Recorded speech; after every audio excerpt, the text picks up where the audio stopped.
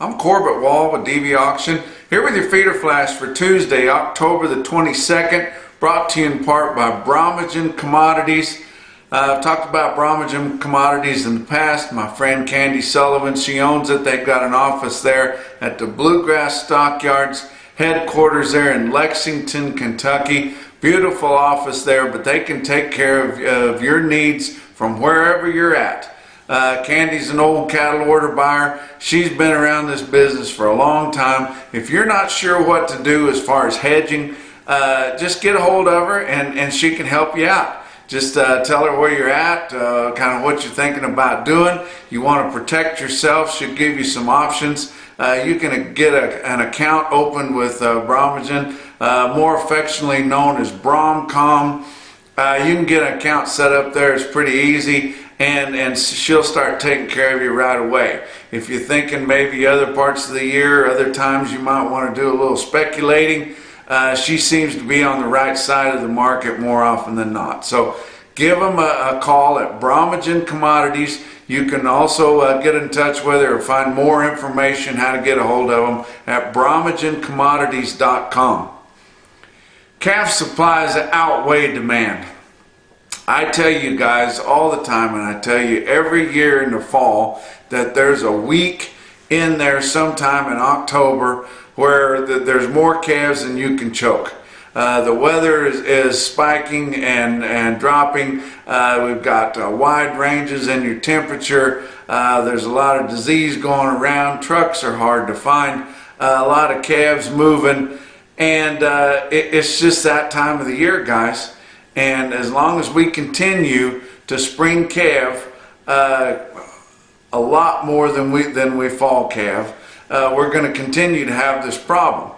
We've got a lot of big fat, heavy 5 and 6 weight calves to choke, and there's way too many of them to choke. You can't find enough places for them, and so many of the producers continue to refuse to wean their calves and give them their shots. That then you've got all these calves here, these unweaned balling calves. A lot of them haven't even had any respiratory shots, and there's literally no place to go with them.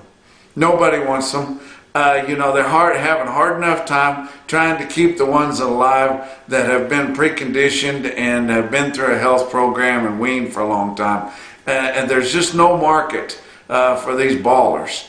And there's some guys that got enough grit to them, they'll buy them at a price somewhere, but it's going to be way back from where the top of your market is, or even the average of your better calves.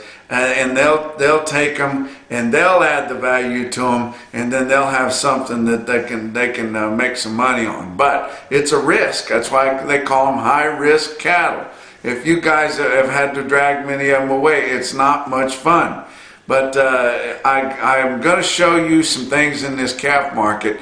Anybody can analyze your fat cattle market. All you need to know is what the board is and what that one price was on your fat cattle trade last week. Let's analyze your calf market, your feeder market. That's where the rubber hits the road. I want to show you some things, and I don't want anybody to get their feelings hurt. I always talk about the high prices. I'm going to talk about some of them today towards the end of the talk, but I've got to talk about the disparage between these weaned and unweaned calves too. Not calling anybody out. I'm actually trying to help you, you guys that are in the commission business, in the sale barn business, try to explain to them. You guys that are hauling balling calves with no shots to the sale, don't call the day after the sale wanting to eat your commission man's ass out. It's not his fault that you didn't do the work. And if you are unhappy with your price on your calves, likely it's because you didn't do the work. But and then I'm going to get some people saying, well, you try to come out here and do it when it's muddy and this and that. I don't care. You're in the business. You've got to add the value to the cattle. Everybody's worried about the genetics and producing the best kind and giving their cows all the nutrition they need and all that kind of stuff. If you're going to piss it away with your marketing decisions, that's your choice. But look at the difference here. And everybody was talking about in the northern plains where we've got these big strings of nice, fancy best calves in the world, not just the country, best calves anywhere. And the market on them was just tough around because a lot of them were showing up balling. And even the market on some of the wean calves was down because those balling calves are sucking the life out of your calf market. And this is the week, evidently, that our calf supplies are going to far outweigh demand. But I want you to look at this automated report out of Faith Livestock Commission, Faith, South Dakota, 3,300 head of feeder cattle there. And you can see that your steer calves $1 to $6 lower on your popular weights. And you think, my goodness, you know, those would be the best big boned, square made, hair like a bear, tough calves there are anywhere. It's just there's so many calves moving, and a lot of guys put their calf sales off because of all the uncertainty due to the fire in Holcomb, Kansas and everything that happened. Now we've just got way too many of them. But compare these steer calves in Faith to some that were way further south, and I'll guarantee you not as high in quality, but in Pratt, Kansas.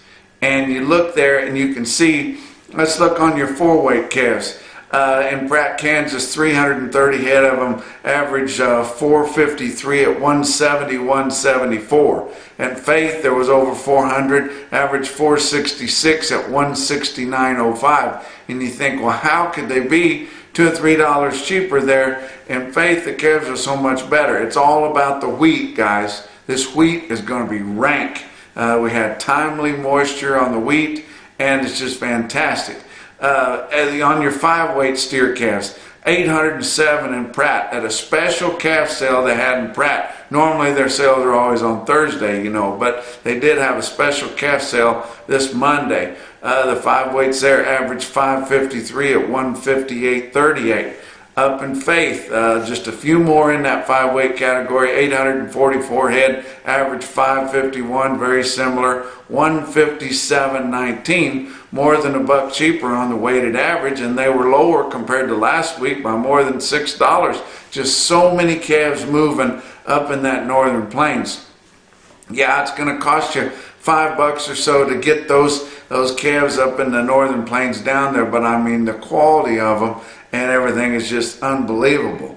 And I mean, guys, you know, put them by the highway, because I guarantee you a crowd would stop and pull over just to take a look at them, because you just don't see those kind of calves in the southern plains. We don't make them down here. I think it takes mountain air and spring water and that grass they've got up there to make those kind of cattle that they have up in the Dakotas, up in the Sand Hills in Nebraska, places like that, where they get those just big old stout, thick-made calves that will absolutely do it all. But whenever you get up into the 6-weights, you're going to start seeing the premium go back to those northern calves. But in Pratt, they had 360 head, 6-weight steer calves there, average 644 at 147.66. In Faith, a lot more of the bigger calves, they wean them heavier up there, nearly 700 head of 6-weight steer calves. Of course, they just averaged 618, so they were on the light side of that. But with a weighted average price of $154.54, that was even a little over $1 lower than a week ago. But like I say, I'm not calling anybody out. I'm just saying, you guys think you can't afford those northern calves to come down and bring them on your wheat. I know guys that are getting them, and I know guys that are sending them to them. And I know buyers that from the heartland that have gone out west up there into the Dakotas and started looking for them really, really top quality calves, and then they're really thinking that they're getting a buy on them, because you start getting down there closer to the wheat pasture and they just get higher. But it's not that hard to put some wheels under them and really get some toppy quality kind of calves down into the southern plains. Let's talk about your board. On Monday, October live cattle flexing its muscle, not really showing any fade there due to the explosion we had at the Cargill plant in Dodge City, which it opened back up on Monday, back to killing, so we can quit worrying about that. We're not going to keep going on about that, because they're back online and killing. But live cattle, October up 47 cents at 110.95. Now that's going to come under pressure now, because we've started to have deliveries. We're here in the spot month. That contract there is mature, and we still have live delivery. So we had 10 deliveries tendered on Monday, but it didn't seem to pull the market back. A lot of times that will pressure your market as we start to dump some cattle. Everybody thought that would be enough, because we saw $1.11 trade up in the west in the Nebraskan places, but they only sold at $1.08 in the Southern Plains, and those guys aren't feeling real happy about where they're at, because they feel like they've got heavier supplies of market ready cattle. So you started seeing some Kansas guys deliver a few cattle, trying to turn that board around and give a little basis. And that's what's wrong with the industry, is everybody's betting against the board all the time. Well, we had 29 more deliveries on Monday. That's bound to pressure this live cattle futures on your October for Tuesday, and then we'll see when the board opens, but it's bound to pressure it. But they re-tendered those 10. How are you going to get rid of them? Nobody's wanting to take them to feed and push them, because they're going to be weighing, 14, close to 1,500 pounds probably at delivery. And by the time you get done with expenses, you're not going to be able to do much. We don't know how much ground we're going to gain here, but we've gotten a lot of good out of the market the last 6 weeks or so, and it seems like it's kind of petering out and going to be in kind of a holding pattern now. But December contracts are up a quarter, and they're still at a premium at 113.87. October feeder cattle down 7 cents at 143.42. November unchanged at 142.85. Your weighted average on last week's negotiated trade in the 5-area feeding region, only 63,100 head. That compares to a light trade the previous week of 71,300 head, and a more typical type trade a year ago at 91,700 head. But the Southern Plains sold at $1.08. That was $1 lower. Northern Plains live sales were 109 to 111. That was close to steady, kind of steady strong. And then the dress trade in the Northern Plains, where most of your Northern Plains cattle go, was 173 and 175. That's like $3 higher at least. But you look at your weighted average, this is for the whole 5 areas. Your live steers and heifers ranged from 108 to 112. And that was the full range, because we're starting to see quite a difference, a spread between the north and the south. 108 was the lowest thing we really had, and that was where the bulk of the trade was in Texas and Kansas, and up to 112, a lot of 111 in the Northern Plains. But your weighted average on live steers was 109.73, actually up 52 cents, because we saw more trade in the Northern Plains, even enough on the live basis to pull that live weighted average up. Now look at your dress trade. 170 to 178 was the range on steers and heifers dressed, mostly 173 to 175. Your weighted average on dress steers, 174.31, up $2.54 from the weighted average from the previous week. But nationwide, 77,000 head, that is nothing. Compared to the about close to 500,000 that they slaughter every week, and only traded 77,000 negotiated in the whole nation. That's ridiculous. And they're starting to try to buy more of those cattle 15 to 30 days out. That gives you a signal that maybe your packers think that this market's going to keep getting a little bit higher, and also gives you an idea that they're kind of wanting to set things up where they have some cattle to bring in off the open market there that are in loose hands here as we move further into the fall. But 29% of those 77,000, over 22,000 head of them, were for the 15 to 30 day delivery. So you figure they didn't buy very many for the spot market right now. But look at some of your other things. Let's look at your feeder cattle market. Your real-time index on Cattle Market Central late in the day on Monday, sitting at 143.89, down 43 cents. I tell you what, your yearlings were higher anywhere that you saw any. And we just don't see hardly any true yearlings right this time of the year, and your runs and your sale barns are overwhelmingly calves. But you know, the yearlings were higher everywhere you went. You know, especially the more calves that show up, your feedlots would really rather have a yearling, even if the quality's not as good. I mean a tough old long-tailed yearling there that doesn't pay any much attention to what the temperature is. They just put their head down and go to work.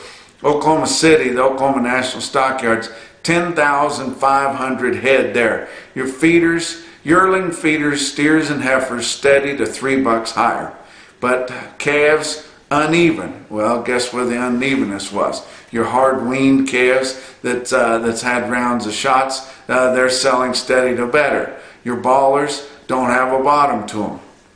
And you want to know how bad it is there? Not calling anybody out. Oklahoma National Stockyards is our feeder cattle market. Will always be your feeder cattle market on Monday, as long as they keep getting the runs in there. And then tell you what, they've got it right now where it's fixed around. It seemed like it was under road construction forever, but it's got it now where you can get in and out of there with a load of cattle pretty darn easy, about as easy as you can get in anywhere.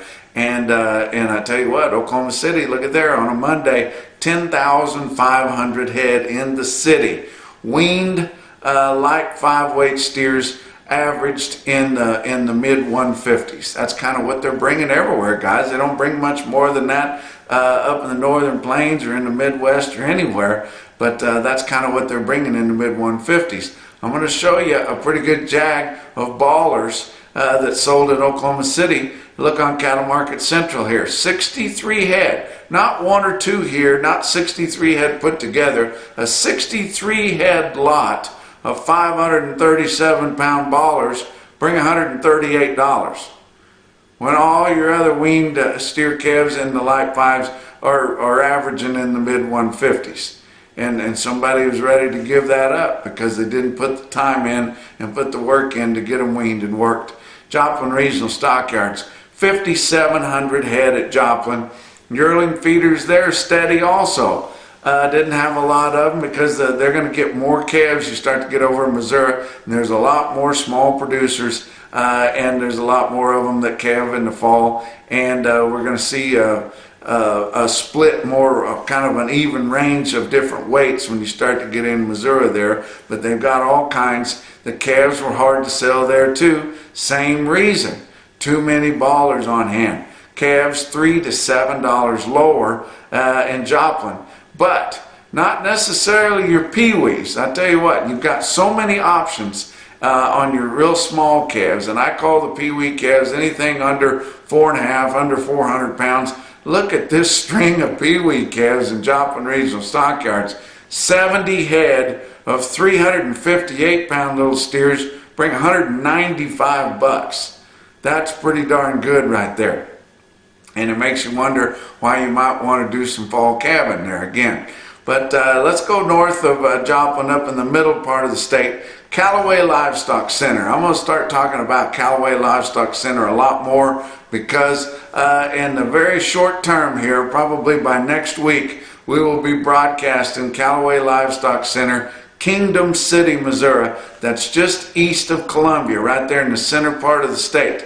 And I tell you what, they've got first-class management there. Jack Harrison, John Harrison, and David Means. I tell you what, they run a first-class sale barn there. And I tell you what, it's all times of the year they have good runs, but especially whenever we get into the early spring and through the latter part of the winter, they will have those hard, good black calves that, I mean, the guys that out in the Flint Hills and places like that are just itching to buy, and they will have tons of them. And you guys will be able to get on to dvauction.com, watch that sale and bid on those calves, or call an order in there, have somebody put some of them together for you. But I tell you what, that there's always been a lot of trade in that central part of Missouri. And you talk about John P. Harrison there. I tell you what, he is an icon in the cattle industry in that Missouri part right there. And you talk about the guys that people looked up to. Nowadays you look around and your cattle auctioneers, a lot of your cattle people, you know, with Superior and everything, look up to Ralph Wade. Guess who looked up to John Harrison back in the day? Ralph Wade was over in the pig barn learning how to auctioneer when John Harrison was up there selling, you know, train car loads of cattle right there. And he can still sell them he fills in for Jack there. And I tell you what, John is a gentleman. I tell you what, he never leaves the house that he doesn't try to look like somebody. He's always put together and still backgrounds a lot of calves of his own there and makes nice yearling loads out of them. And I really think a lot of John Harrison there. But at Callaway Livestock Center, Kingdom City, Missouri, on Monday, they had a load of light little short yearling heifers there, mostly black, weighed 705-pound feeder heifers at 150.35. That's the kind of quotes you'll get out of Callaway Livestock Center. How about some more individual quotes on some lighter calves way out west? Torrington Livestock Markets, 63 head of 501-pound steer calves. They'd be top quality, $172.